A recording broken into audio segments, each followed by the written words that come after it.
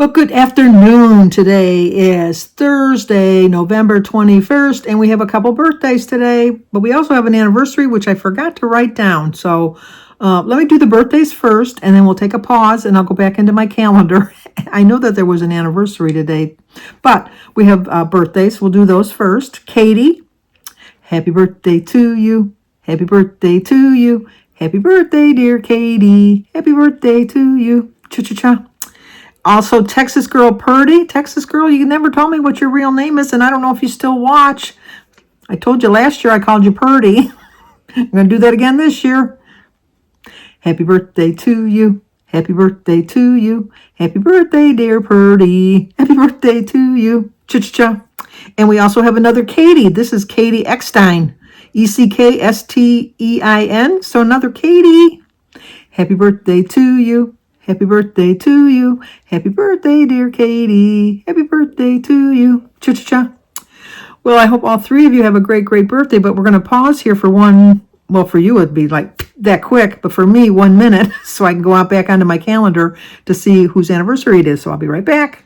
And just like that, I'm back. And it's Nancy and Sergey's 32nd anniversary. They were married in 1992. So Nancy and Sergey, happy anniversary, happy anniversary, happy anniversary, happy anniversary, happy, happy, happy, happy, happy anniversary, happy, happy, happy, happy, happy anniversary.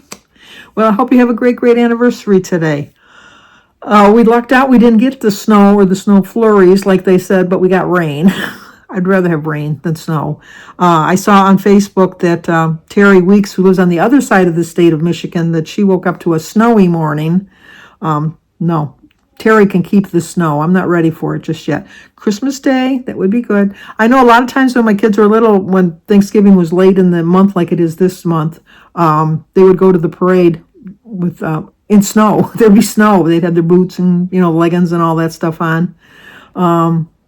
I don't see kids doing that. When I was little, it was kind of like a Christmas story where, like, when you're all bundled up and you got all bundled up and you had the scarf and everything on and you couldn't go outside because, or once you were outside, if you had to go pee, you were just out of luck because you didn't want to come in and take all that off. But we used to wear leggings, which are snow pants, which they call them snow pants now. But when we were growing up, they were called leggings, which now the leggings are something completely different. But we would wear our snow pants and we would wear a sweater and we'd wear our coat.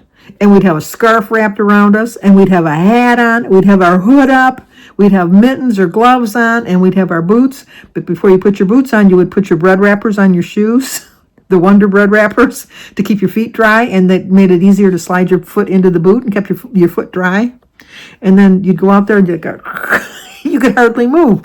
Nowadays, these kids walk around with barely just a sweatshirt on. They don't even wear a coat. I know when David was living with me, that was a constant battle because he would, and that was way back in 2016. Yeah, 2016 when he was living with me. And I would make him at least put the coat in his backpack and carry it because he refused to wear a jacket because it wasn't cool.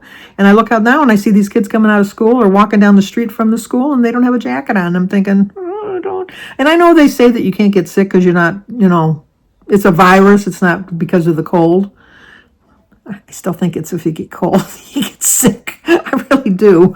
You at least get the hypothermia. No, I don't get it. And only one time did he tell me he was glad because the bus broke down and he said, well, Grandma, I hate to admit it, but I did go in my backpack and get my coat on because it was cold in that bus waiting for them to come get us. I said, see, I always tell my kids when they're growing up and even my grandkids, it's better to have it and not need it than to need it and not have it. So that is my motto. How we got onto that subject? Oh, about the snow. So it rained most of the day. Dale got back from his big hunting adventure.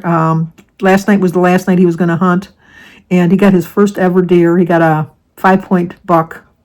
Oh, and thank you. Somebody told me they're called teens, Tines. I thought they were horns. I don't know what they're called. Anyway, so he was really happy. So he's going to, they're getting it processed. They're going home either tomorrow or Saturday, but they're coming back for our Christmas party for my family on the 14th of December, and he'll pick up his deer meat then, and he's getting some kind of a mount that he's going to hang in his cabin up in Toronto. Oh, not in Toronto, but his cabin that's north of Toronto where he goes. So he's going to mount that. So he's really happy. I was happy for him because I know, how exciting they get. Jim's going to drop his deer head off because he's going to get it mounted. Now he wants to hang it in the living room. I think I said that yesterday. So I don't know how long we're going to have it in there, but it's just going to be a temporary. I know what temporary means. It means it'll be there forever and ever. You know what? My feeling is, as much as I don't want it, it's not completely my house. It's our house. And for the most part, I've decorated I think just about everything in the house I've decorated. So after how many years we've been married? It'll be 53 years we've been married. I think I can give away a little bit on just this one thing. As long as it's only I told him 1 year. That's it, 1 year. And then it's coming down. Because what'll happen is that if it's not down by next Christmas, I'll be decorating the tins. The antler, the horns, whatever you want to call it. I'll be decorating it because it'll be part of my Christmas decorations. And Jim's not going to like that. So he will take it down at that point. Yeah. I know, silly me, silly. And then we left the traps out again last night, and no takers. So hopefully we only got the one. I'm really thinking it came in when Jim was loading the truck up to go hunting. I think he was in and out so much, I think that it just snuck in. I told you I found the dead mouse at the end of my driveway, that somebody in the neighborhood had put some poisoning out because you could see it had white foam in its mouth. And maybe that was the mate or something. Hopefully, I don't know, do they lay? I think they have live births. And, I'm not even looking it up. I don't want to know. I don't think, no, they wouldn't lay eggs. They're a mammal. Yeah, they would have had a live birth. I haven't heard any squeaking, so that if it wasn't a mother mouse. So, somebody also asked me what difference does it make whether you shoot a doe or a buck? It depends on the permit, but for me, I would think you wouldn't want to shoot a doe because that's a mother. But a buck is just the dad, and it's just like roaming around. Not that the dads aren't important. I don't want it to sound like that. But you'd hate to think that the little baby lost its mother, because the mother's the one that takes care of them.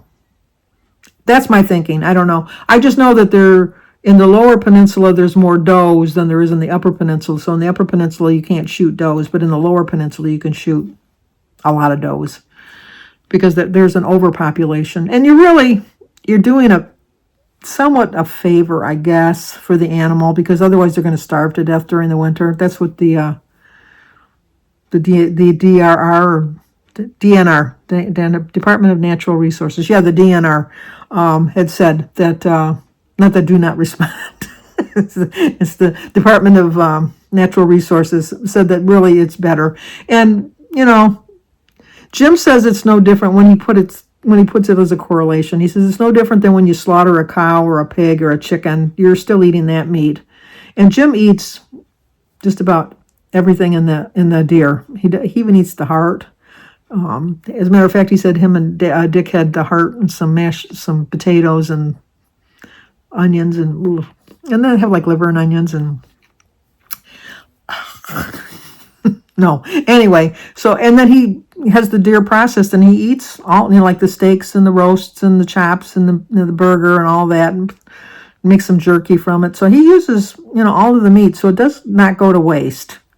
And then, like I said, my boys, Christy, I think does like it. I know my boys do. So he'll have that, like for Super Bowl, and that he'll make some venison steaks and fried potatoes and things like that. But, so I told you the mouse update. Oh, the name of the book is that we went to pick up from the library was The Secret Message of Jesus, is the book that she got from the library. I still don't remember the name of my book, but Christy gave me a copy of my favorite book. As much as I love this book, I didn't have a copy of it. So now I have my own copy. Although it's a soft cover. Snobby me, me with my hardcovers, but I will, in a pinch, read a soft cover book. Anyway, and as far as my eating plan, I'm trying very hard to stay on plan. Right now, I've just come to the conclusion it's going to take as long as it takes. I'm trying my best. I'm doing the best I can. No, I'm not doing the best I can. I should take that back. I'm not doing the best I can, but I'm trying to do better. That'd be better. I'm trying to do better. And especially this time of year, it is so hard. And my determination between now and Christmas is not to be a statistic where people gain an average of 10 pounds. I want to at least stay the same or lose 4 pounds. That's my goal between Thanksgiving and Christmas, is to stay the same or lose 4 pounds. And then just jump head over heels on January 1st and get right back to it and do better, because I am going to do better then and have a better purpose for the 2025. So anyway, they're in the other room now. Oh, we did the updates. I was watching, it was very interesting. Ronan Farrow was on The View this morning, and he was talking about this new software that all these governments are getting where they can get into your phones. And you just think that you're just like a normal person, and why would anybody want to get into your phone? And I mean, I know that people can, like they can hack you and everything like that, but it's some kind of new spyware that they can get all your medical records. They can get into your photos, which I know that people probably can do that now. I understand that. But anyway, one of the suggestions that the person that developed the software that the government has now purchased is to reboot your phone every day. So like you've wiped out everything for the day, which I know, because I watch so many police shows, that they can still get into your history. Even if you delete it, it's not deleted. I know that. And even if it was in your history, it's gone. I understand they can still retrieve all that stuff with all this stuff. But I'm going to do my best to try as hard as I can to make it hard for them.